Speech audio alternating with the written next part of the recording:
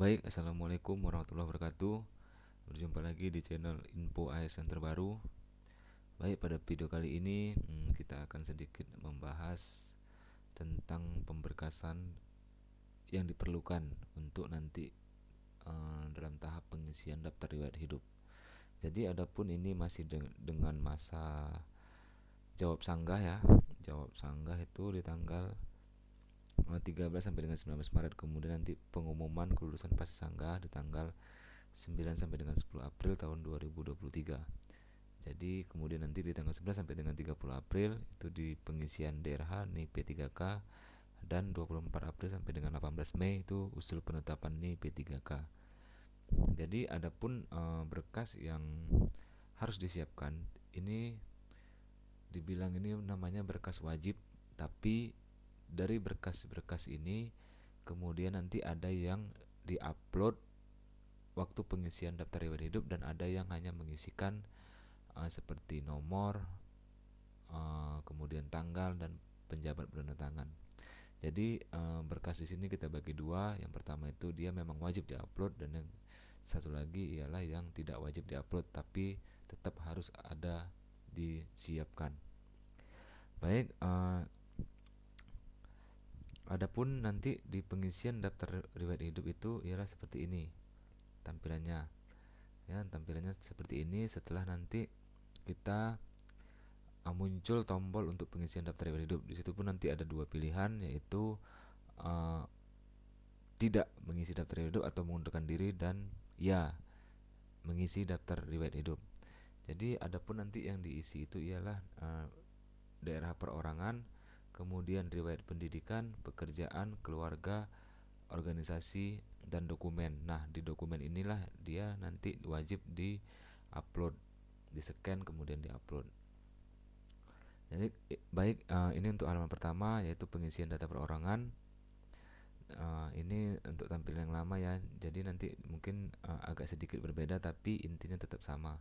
Di sini ada nomor induk kependudukan, nama siswa ijazah, nama KTP, nama, kemudian gelar depan, gelar belakang, tempat lahir ijazah, tanggal lahir, kemudian tempat lahir siswa KTP, tanggal lahir KTP, kemudian jenis kelamin, agama, email, nomor ponsel, nomor telepon, kemudian nanti ada alamat domisili sampai dengan nanti keterangan hobi. Ini semua wajib diisi. Jika dia ada tanda bintang itu artinya wajib diisi. Nah, adapun nanti berkas yang wajib kita siapkan yaitu ialah yang pertama kartu tanda penduduk, kemudian kartu keluarga atau KK pribadi bagi yang sudah berkeluarga, kemudian kartu keluarga orang tua kandung, kemudian kartu keluarga bapak ibu mertua bagi yang sudah berkeluarga, kemudian jika memiliki saudara kandung, siapkan juga kartu keluarganya, kakaknya, jika saudara kandungnya sudah berkeluarga. Jika belum itu hanya dari KTP-nya pun bisa atau dari kakak keluarga. Kemudian surat nikah bagi yang sudah berkeluarga. Surat nikah ya. Dan di sini kemarin ada juga pertanyaan, Min gimana kalau dia istri atau suaminya sudah menikah tapi bercerai. Sekarang tergantung, jika tetap diisi nanti di daerahnya itu nanti ada keterangannya seperti di sini. Seperti di sini ya, kita lihat daftar riwayat keluarga. Daftar riwayat keluarga itu ialah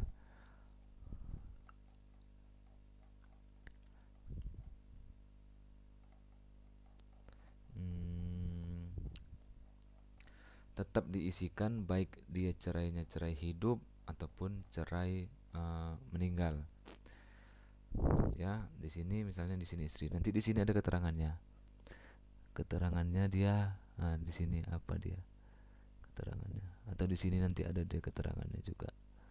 Artinya walaupun dia sudah meninggal, yang sudah menikah, baik istri atau suaminya, itu tetap dimasukkan. Kemudian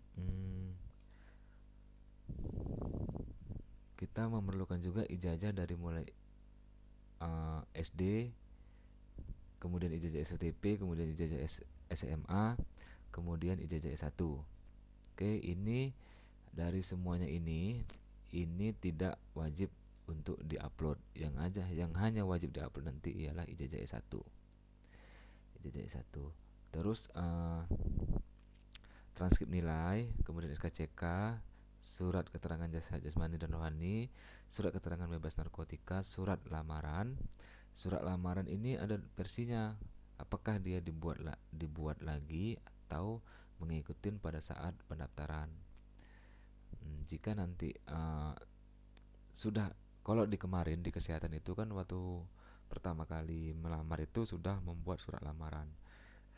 Jadi tidak perlu lagi membuat surat lamaran, dan ini sesuai dengan instansi masing-masing, apakah dia ditulis kemudian atau diketik, dan biasanya ini dibubuhi dengan materai surat lamaran.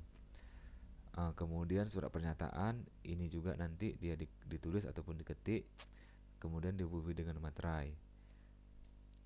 Kemudian bukti pengalaman kerja dilegalisir jika memiliki, jika tidak ada tidak apa-apa, dan ini belum tentu juga diupload. Ini nanti kita lihat apakah dia diupload atau tidak. Kalau di kesehatan kemarin dia tidak ada di suruh upload ini, bukti pengalaman kerja ini. Kemudian daftar riwayat hidup. Daftar riwayat hidup ini yang dari mana?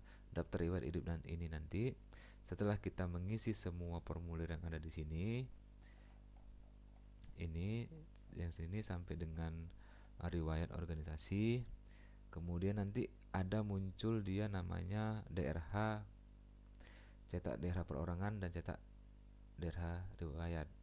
Ini kedua ini keduanya di print, kemudian nanti dibubuhi materai, dan ada juga yang diisi tulis tangan. Kemudian ini dijadikan satu, di-scan dijadikan satu, kemudian nanti diupload di file scan daftar riwayat hidup yang diisi dan diunduh dari pengisian DRH pada web SSCN yang digabung menjadi satu file. Nah, jadi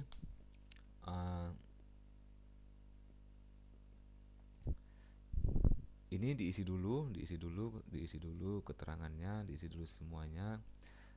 Gimana kalau misalnya orang tua atau pasangan kita itu PNS. Nah, itu nanti bisa dimasukkan dia NIP-nya di sini, dan otomatis itu akan terdata di mana tempatnya bertugas. Kalaupun dia udah pensiunan, dimasukkan juga NIP-nya, tapi NIP-nya ini NIP terbaru ya, bukan NIP yang PNS lama. Artinya NIP baru nih. NIP baru, dia terdiri dari berapa ya? 16 digit ya, 16 digit kalau tidak salah. Itu nanti kalau dia kerjanya non PNS atau P3K, itu bisa memasukkan daftar riwayat hidupnya. Daftar pekerjaannya. Kemudian jika orang tua kita sudah meninggal, itu tetap dimasukkan, tapi nanti nicknya dibuat kosong. Gitu juga kalau anak yang baru lahir belum masuk ke KK, itu tetap juga dimasukkan, nanti nicknya dikosongkan saja. Oke. Kemudian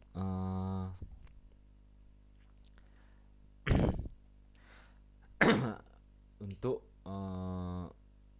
riwayat pekerjaan itu nanti diisikan dari SK kita yang pertama kali kita ngajar sampai dengan yang terakhir. Oke, ini ada dua versi sebetulnya dalam pengisian SK ini.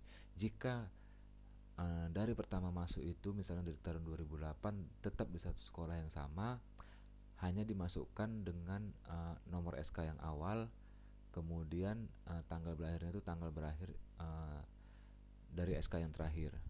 Atau bisa juga dimasukkan SK-nya itu per SK, per masing-masing SK, itu pun bisa juga gitu. Jika misalnya dia pindah sekolah, itu wajib dimasukkan per masing-masing sekolah SK-nya. dan itu nanti dilihat apakah SK-nya itu yang menandatangani itu ialah kepala sekolah atau kepala dinas, karena kan terkadang ada SK itu dia ditandatangani oleh kepala sekolah, ada juga yang ditandatangani oleh kepala dinas. Jadi tergantung siapa yang menandatangani. Dan di uh, riwayat pekerjaan itu tolong dicermatin juga pejabat penandatangan. Pejabat penandatangan ya. Pejabat penandatangan. Ini pejabat. Artinya di sini bukan nama orang yang menandatangani ya. Diisi aja ya, itu misalnya kepala sekolah maka dibuat di sini kepala sekolah, misalnya kepala dinas maka dibuat di sini kepala dinas, misalnya di swasta maka dibuat di sini misalnya direktur atau uh, direktur SDM gitu. Kemudian penghargaan jika ada penghargaan maka diisikan penghargaan yang terkait dengan pekerjaan kita. Misalnya kita guru maka penghargaan terkait dengan pekerjaan kita. Kemudian ada juga prestasi, misalnya pernah ikut POR, pernah ikut PON, pernah ikut Olimpiade atau apapun itu bisa diisi juga, bisa ditambahkan juga. Kemudian gitu juga untuk mertua jika kita punya mertua maka dimasukkan juga nama mertua kita keduanya. Kemudian nanti kita butuhkan juga yaitu ialah surat nikah. Surat nikah ini bagi yang sudah berkeluarga, tapi kalau masih lajang dia tidak perlu memasukkan yang namanya surat nikah ini. Oke, jadi ada sekitar 19 ya, 19 atau 18 berkas yang harus kita siapkan. Yang pertama itu ialah kartu tanda penduduk, kemudian KK bagi yang sudah berkeluarga, KK pribadi ya. Misalnya kita sudah berkeluarga maka kita pasti punya KK. Kemudian kartu keluarga orang tua kandung, kemudian kartu keluarga bapak ibu mertua bagi yang sudah berkeluarga, kemudian kartu keluarga saudara kandung. Ini jika saudara kandungnya sudah berkeluarga, maka yang nanti hanya dimasukkan itu yang hanya saudara kandungnya saja. Misalnya nih kita punya kakak ipar,